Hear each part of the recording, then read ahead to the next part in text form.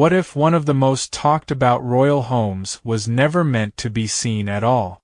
Tucked away from the public eye, Frogmore Cottage wasn't just a residence, it was a deeply personal sanctuary where Prince Harry and Meghan could finally breathe, away from the relentless spotlight. Behind its quiet walls lies a story of love, escape, and difficult choices that reshaped their royal journey.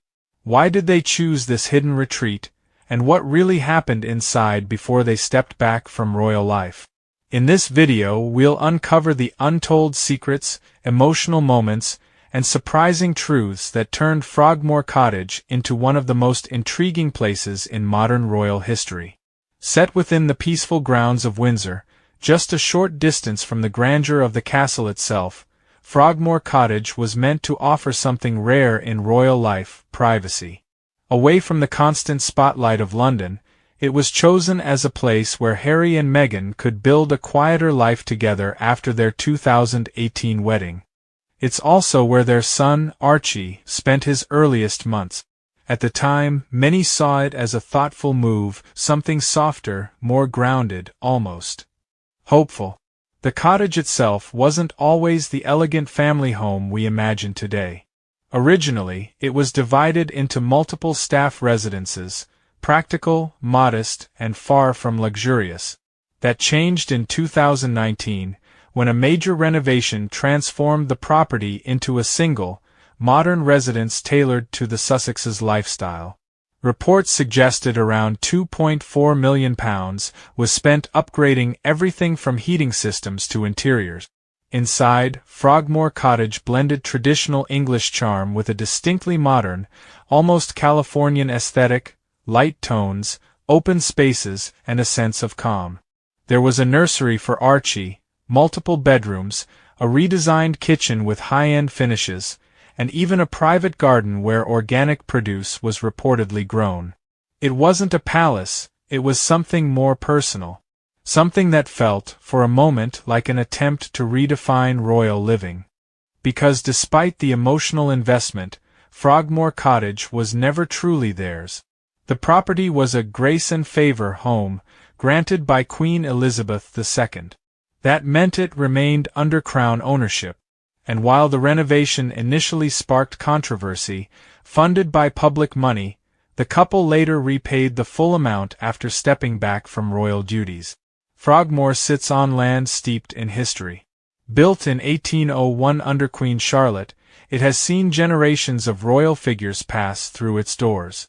It's been home to attendants, confidants, and even members of European aristocracy in exile.